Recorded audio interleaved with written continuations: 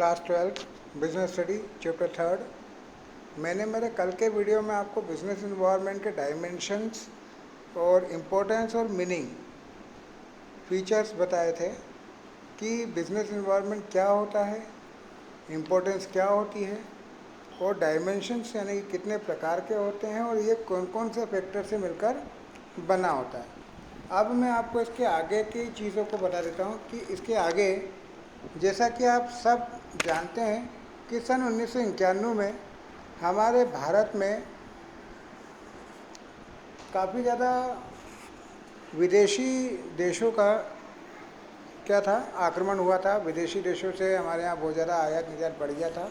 तो सन 1991 में हमारे देश की अर्थव्यवस्था क्या थी, काफ़ी धीमी हो गई थी। मतलब हमारे देश में कुल मिलाकर सभी बिजनेस क्या हो गए थे, कुल मिलाकर बंद हो गए थे और काफ़ी कमज़ोर अर्थव्यवस्था हमारी हो गई थी। तब हमारे भारत के तत्कालिक फाइनेंस मिनिस्टर श्री मनमोहन सिंह जी ने नई आर्थिक नीति, भारत की नई आर्थिक नीति के नाम से एक नया प्रोजेक्ट तैयार किया, जिसे हमने न्यू इकोनॉमिक पॉलिसी यानी कि नई आर्थिक नीति के नाम से जाना। इसके अंतर्गत मनमोहन सिंह ने 3 नए जो प्रोजेक्ट थे वो तैयार किए, मेथड्स तैयार की, जिसकी वजह से क्या हुआ कि हमारा भारत देश ने उसे लागू किया और वापस से उस हमारी जो देश की आर्थिक स्थिति थी उसमें चेंजेस आया, हमारे देश की आर्थिक स्थिति में चेंजेस आया। अब ये 3 नीतियाँ कौन कौन सी थी मैं आपको समझा देता हूँ डिटेल वाइज। सबसे पहली इसके अंदर आती है हमारे पास उदारीकरण, जिसको हम बोलते हैं लिबरलाइजेशन। लिबरलाइजेशन की सिंपल इक्वेशन, सिंपल अगर परिभाषा में आपको बताऊं तो इसमें क्या किया गया कि आर्थिक प्रतिबंधों को समाप्त कर दिया गया। मतलब जो भी हमारे भारत में जो भी बिजनेस को लेकर जो प्रतिबंध था उसे समाप्त कर इसमें एक खुलापन लाया गया, जिसे जहां पूंजी की गतिशीलता बढ़ती गई और हमारी जो अर्थव्यवस्था थी उसमें सुधार आया और स्वावलंबी एवं विदेशी प्रतिस्पर्धा के योग्य हम इंडिया को बना पाए। एट एग्जाम्पल, पहले हमारे देश में क्या था कि छोटे से छोटा अगर कोई बिजनेस हमको डालना है तो उसमें क्या था कि हमें लोन की आवश्यकता अगर थी तो लोन हमें गवर्नमेंट इतनी आसानी से उपलब्ध नहीं कराता था।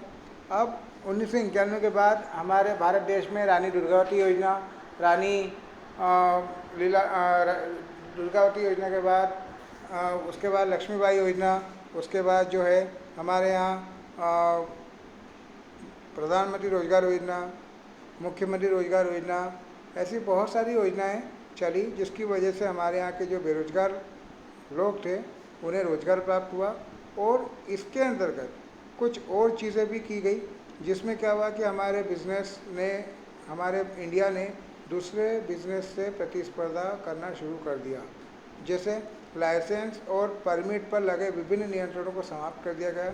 अब हमारे देश में कुछ 5 या 6 ऐसे बिजनेस हैं जहाँ पर अभी भी लाइसेंस और परमिट की आवश्यकता होती है। बाकी हमारे देश में सभी बिजनेस को लाइसेंस से मुक्त कर दिया गया है।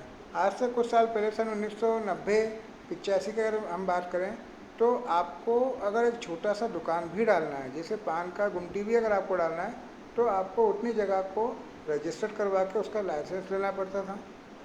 अब हमारे भारत देश में ऐसी कोई भी कंडीशंस नहीं होती। कोई भी व्यक्ति कभी भी कोई भी बिजनेस अपने हिसाब से बिना गवर्नमेंट को बताए डाल सकता है।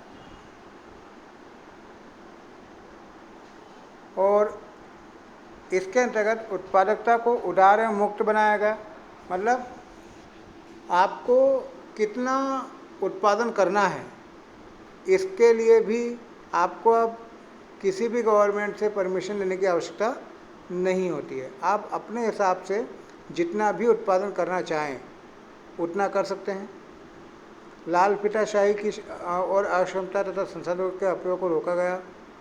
लाल फीताशाही मतलब क्या होता है कि इसमें भाई भतीजावाद जो था, यानी कि अपने वालों को ही बिजनेस देना या अपने वालों को ही ऊपर लेके जाना, ये सारी चीज़ें जो हैं वो लाल फीताशाही में आती है, जो कि उस समय ख़त्म कर दिया गया था।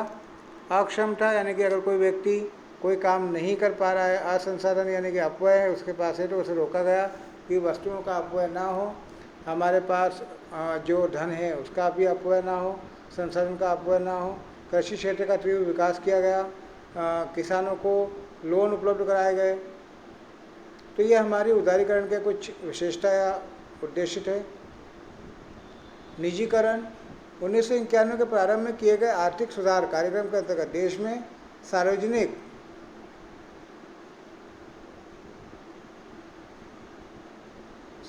और निजी क्षेत्रों को मिलाकर उसका निजीकरण किया गया। कुछ ऐसे जगहों को चिन्हित किया गया जहाँ पर ये जो बिज़नेस थे वो चिन्हित थे और वहाँ पर क्या था कि वो बिज़नेस चल रहे थे। मतलब कुल मिलाकर जो सार्वजनिक और निजी क्षेत्र हैं उन्हें मिलाया गया और जो कमज़ोर अर्थव्यवस्था थी उसे आगे बढ़ाया गया। वैश्वीकरण बता देता हूँ मैं आपको। वैश्वीकरण के अंतर्गत क्या होता है कि इसमें संपूर्ण विश्व को एक देश बनाया गया, एक बाज़ार बनाया गया। इसके अंतर्गत क्या था कि पहले के टाइम में सन 1991 के पहले जब हमारे यहाँ ऑनलाइन बिज़नेस नहीं होता था, ऑनलाइन बिज़नेस जो है ग्लोबलाइजेशन यानी कि वैश्वीकरण का ही एक हिस्सा है।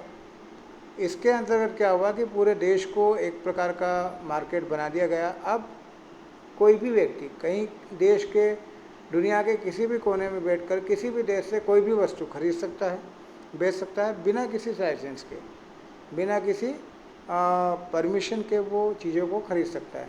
हाँ, जो व्यक्ति इस बिज़नेस को करना चाहेगा उसके पास इंपोर्ट एक्सपोर्ट बिज़नेस करने का लाइसेंस होना आवश्यक है।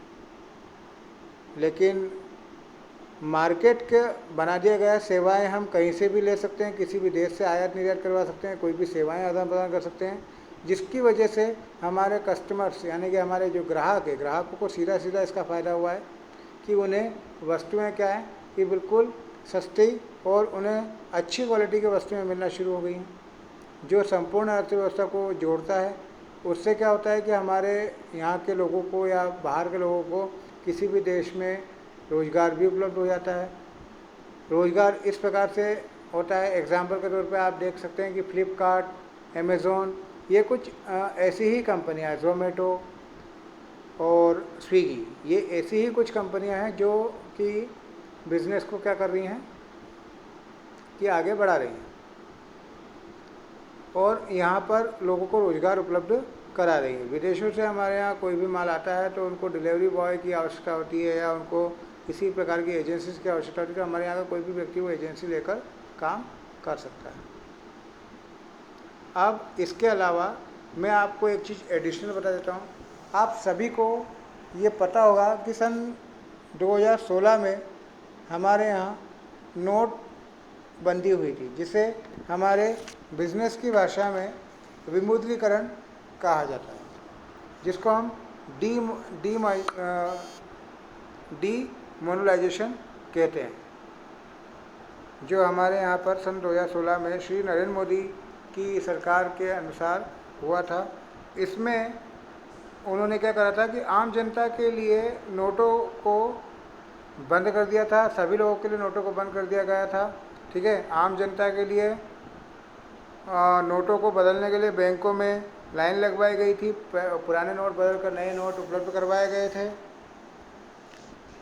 इसके उद्देश्य ये थे, गवर्नमेंट ने ये कदम इसलिए उठाया था कि विमुद्रीकरण के सामान्य दो उद्देश्य थे। एक तो काला धन और जाली नोट जो हमारे यहाँ था, मतलब काला धन और जाली यानी कि नकली नोट हमारे यहाँ जो चलन में थे उसे खत्म करना विमुद्रीकरण का सबसे सख्त कदम था, जिसमें नोटों की बदली की गई।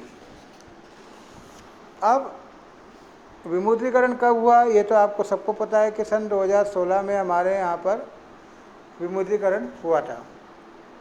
इसके अंतर्गत मैं आपको एक चीज़ और बताता हूँ कि हमारे यहाँ भारत देश में अभी तक 2 बार विमुद्रीकरण हो चुका है। एक सन 1978 में हुआ था और दूसरा 8 नवंबर 2016 में हुआ था।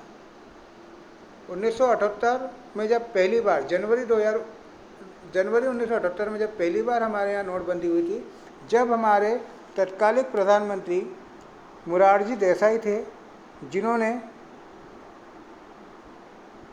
मोरारजी देसाई हमारे प्रधानमंत्री थे।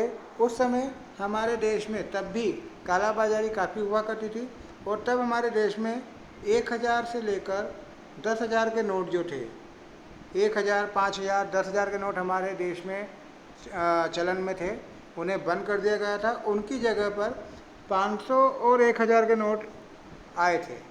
अब 2016 में गवर्नमेंट ने 1000 और 500 रुपये के नोट को बंद करके उसकी जगह 2000 और 500 के नए नोट जारी किए। विमुद्रीकरण का उद्देश्य काला धन और बगैर टैक्स चुकाया गया धन यानी रखने वालों को सबक सिखाना था।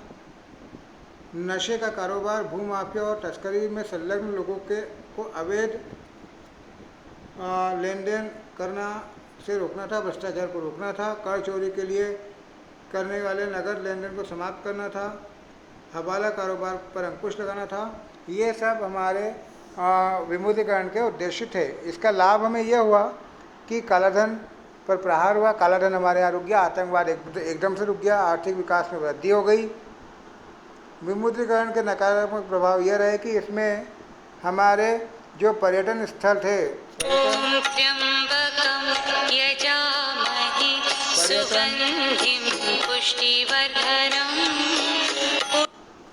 पर्यटन स्थल जो भी थे हमारे, वो क्या हुए कि एकदम से आर्थिक संकट में चले गए थे। देश की घरेलू उत्पादन क्षमता, ग्रॉस डोमेस्टिक प्रोडक्ट यानी कि जीडीपी कम हो गई थी। तो आज के लिए हमारे इसी चैप्टर में इतना ही काफ़ी है। आप इस पूरे चैप्टर को लर्न करेंगे जिसमें विमुद्रीकरण के लाभ, उद्देश्य, महत्व आपको बताना है। ठीक है।